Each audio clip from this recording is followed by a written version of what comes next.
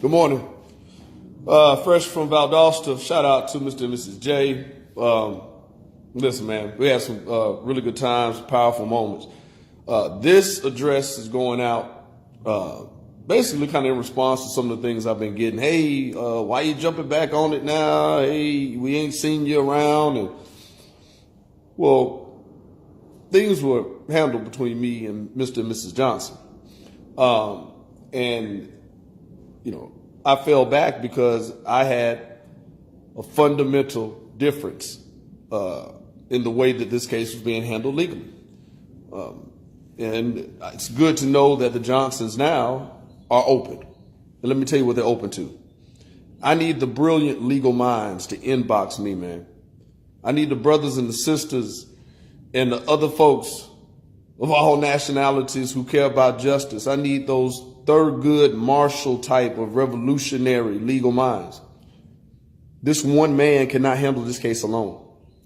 This one man, in a meeting that I helped coordinate, a meeting in June of 2016, which was with two United States attorneys, one out of Ohio and one out of Georgia, and the head of the homicide division, met with the Johnson family, told them they were closing the case, told them that the second autopsy was the most accurate, told them that they just don't have enough evidence to point to any individuals or one individual, told them all of this absent of their legal representation.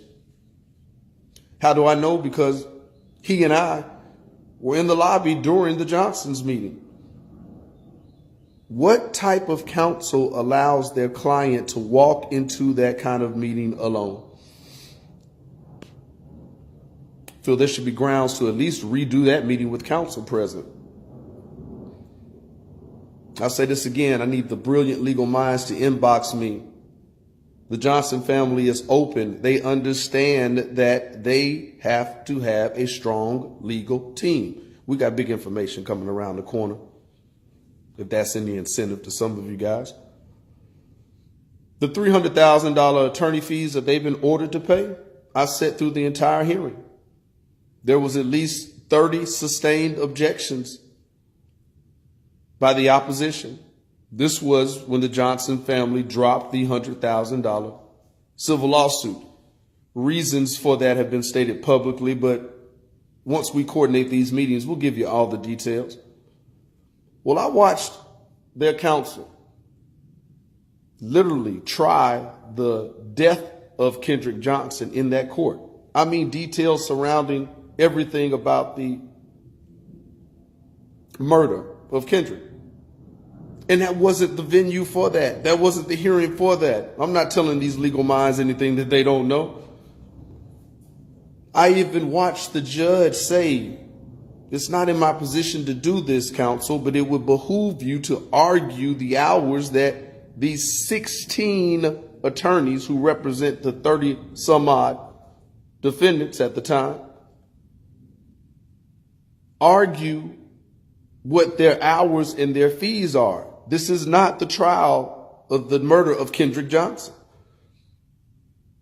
That's big. That's important, man.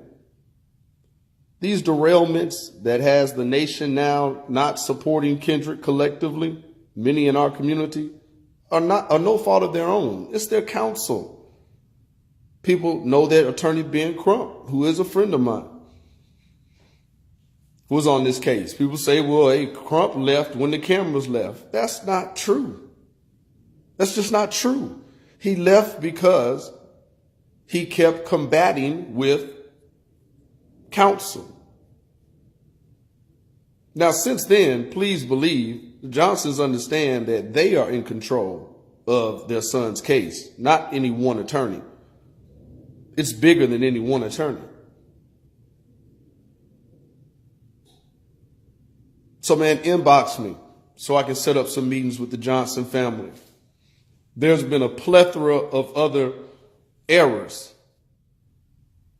some that have been highlighted publicly. So I'm not saying anything that the public doesn't know. But it's now time to get on board and help strengthen this legal team. If you care about justice, I've been seeing a lot of people now, over the years, but I'm talking about just recently, knowing that this boy was murdered.